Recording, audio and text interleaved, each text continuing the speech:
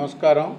కూటమి ప్రభుత్వం ఎన్నికలలో ఇచ్చినటువంటి హామీ మేరకు యువగళం పాదయాత్రలో యువనేత నారా లోకేష్ గారు ప్రతి ప్రాంతంలో బీసీ వర్గాల సమస్యలపై వారితో నేరుగా మాట్లాడడం, ఆ వర్గాలకి ఏం కావాలి, ఏం చేస్తే బాగుంటుంది, ప్రభుత్వం నుంచి వాళ్ళు ఏమి ఆశిస్తున్నారు, తెలుగుదేశం పార్టీతో వారికి ఉన్నటువంటి అనుబంధం, నాటి తాతగారు ఎన్టీఆర్ గారు, నేటి ముఖ్యమంత్రి నారా చంద్రబాబు నాయుడు గారు, భవిష్యత్ నేత నారా లోకేష్ గారి గురించి వాళ్ళు ఏమి ఆశిస్తున్నారనేటువంటిది చాలా విస్తృతంగా వారితో చర్చించి మేనిఫెస్టోలో అనేక విషయాలు చేర్చడం, కూటమి ప్రభుత్వం ఏర్పడ్డాక ముఖ్యమంత్రి చంద్రబాబు నాయుడు గారు, ఉప ముఖ్యమంత్రి పవన్ కళ్యాణ్ గారు, ప్రధానమంత్రి నరేంద్ర మోడీ గారి సహకారంతో నారా లోకేష్ గారు ఇచ్చిన మాట నిలబెట్టుకునే దాంట్లో భాగంగా అనేక కార్యక్రమాలు చేపట్టాం. దాంట్లో భాగంగా గత వైసీపీ ప్రభుత్వ హయాంలో స్థానిక సంస్థల్లో బలహీన వర్గాలకు జరిగిన అన్యాయాన్ని చక్కదిద్దేటువంటి క్రమంలో భాగంగా 34% రిజర్వేషన్లు పంచాయతీరాజ్ సంస్థల్లో కల్పించాలని, పట్టణ స్థానిక సంస్థల్లో 1/3 33.3% రిజర్వేషన్లు కల్పించాలనే నిర్ణయం తీసుకోవడం జరిగింది. తెలుగుదేశం పార్టీ ఆవిర్భావం నుంచి బలహీన వర్గాలంటే తెలుగుదేశం అంటే బీసీల రాజకీయ సాధికారతకు తెలుగుదేశం పార్టీ ఆవిర్భావంతో శ్రీకారం చుట్టినటువంటి మహనీయుడు అన్న నందమూరి తారక రామారావు గారు. దానిని కొనసాగింపుగా నారా చంద్రబాబు నాయుడు గారు నాటి నుంచి నేటి వరకు బలహీన వర్గాల్ని ప్రోత్సహిస్తూ వస్తున్నారు. ఈరోజు రిజర్వేషన్లపై మాట్లాడే వైఎస్ఆర్ కాంగ్రెస్ పార్టీకి మేము సూటిగా ఒక్కటే అడుగుతున్నాం.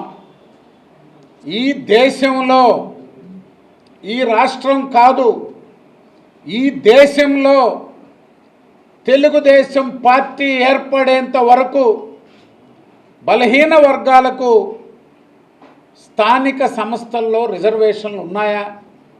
సర్పంచ్గా, ఎంపీటీసీలుగా, మండలాధ్యక్షులుగా, జిల్లా పరిషత్ చైర్మన్లుగా, మున్సిపల్ చైర్మన్లుగా, మేయర్లుగా రిజర్వేషన్లు ఈ దేశంలో మొట్టమొదటిసారి కల్పించిన పార్టీ ఏది? తెలుగుదేశం పార్టీ. నాయకుడు నందమూరి తారక రామారావు గారు. 20% నందమూరి తారక రామారావు గారు కల్పిస్తే 34% పెంచి మరింత ప్రోత్సహించినటువంటి నాయకుడు నారా చంద్రబాబు నాయుడు గారు. 87, 95, 2001, 2005, 2013, 2006లో జరిగిన స్థానిక సంస్థల ఎన్నికల్లో బలహీన వర్గాలు రిజర్వేషన్లు పొందాయంటే అది ఎవరిది? ఆ రికార్డు తెలుగుదేశం పార్టీది, అన్న నందమూరి తారక రామారావు గారిది, నారా చంద్రబాబు నాయుడు గారిది. తెలుగుదేశం పార్టీ విధానమే నినాదం కాదు, తెలుగుదేశం పార్టీ విధానం, చంద్రబాబు నాయుడు గారి ఆలోచన బీసీలంటే వెనుకబడినటువంటి వారు కాదు, అవకాశాలు రాక వెనుకబడ్డవారు అనేటువంటిదే చంద్రబాబు నాయుడు గారి ఆలోచన. ఎందుకంటున్నామంటే అవకాశాలు వచ్చినాయి కాబట్టే ఈరోజు సర్పంచులుగా గెలిచి జిల్లా పరిషత్ చైర్మన్లు అయినటువంటి వాళ్ళు ఉన్నారు. ఎంపీలు ఎమ్మెల్యేలు అయ్యారు, మంత్రులు అయ్యారు, మేయర్లు, చైర్మన్లు. బీసీలకి ఒక రాజకీయంగా గ్రామస్థాయి నుంచి పార్లమెంటు దాకా ప్రోత్సహించినటువంటి party Telugu Desam. Nellore Narayana medical academy 2026 NEET ఫలితాల్లో ప్రతి ఇద్దరిలో ఒకరిని మెడికోగా తీర్చిదిద్దిన ఘనత కేవలం Nellore Narayana medical అకాడమీదే.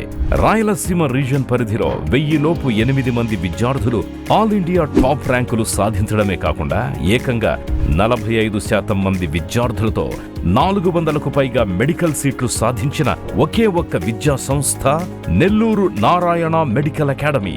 Long term క్లాసులు ప్రారంభమైనవి. సంప్రదించండి.